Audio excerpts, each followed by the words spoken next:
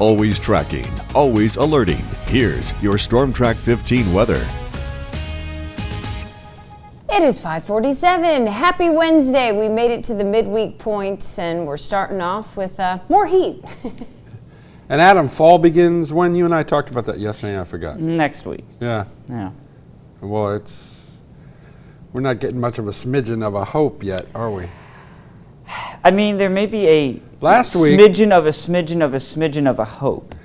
February. You're saying there's a chance. February is Well, our this time. weekend we'll see some lower humidity that'll make the morning Well, that'll feel be great. a little bit Lower better. humidity we will take in any form. Problem is, the lower humidity will help our temperatures get even hotter in the afternoon. So, yeah, it's just wonderful, right? Louisiana, you gotta love it. The leaves are changing to that beautiful shade of brown, and here's a look at our forecast for today. Hot with a few showers out there.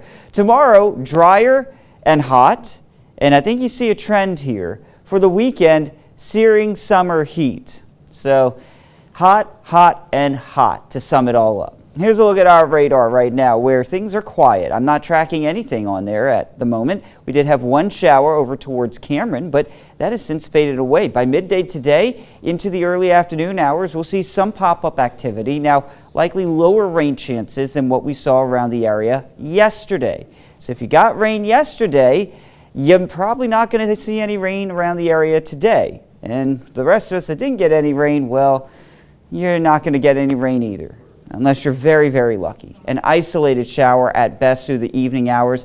Things settle down there towards 10, 11 o'clock. Overnight, just like the past few nights, we'll be watching for a little patchy fog that develops. We have a slight little return flow off the Gulf of Mexico that develops during the overnight hours, mixing with some slightly drier air kind of holding in place in the mid-level. So you get this little active area of fog or two that'll pop up, but otherwise no major concerns for your Thursday morning. Thursday into the afternoon hours, we are looking dry.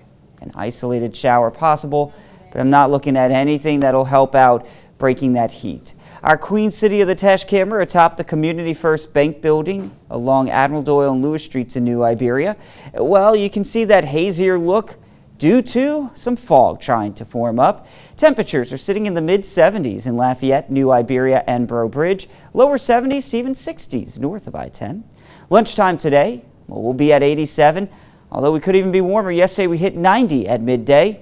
I think that's very likely again as sun and clouds mix. And then this afternoon, one or two pop-up storms. Temperatures right about 90 degrees. Going offshore today, seeing those really toasty water conditions out there, 70s and 80s. We are in a neap tide cycle right now, so you're going to get multiple tidal movements throughout the day. Wear sunscreen, and a northeast to southeasterly wind around 5 knots, seas 1 foot. Not much movement with the tides, though, only about half a foot change. So we are looking at those warm temperatures extending into the overnight hours, low to mid 70s with that patchy fog potential. Tomorrow, lower 90s. I am going to be looking at sun and clouds mixing.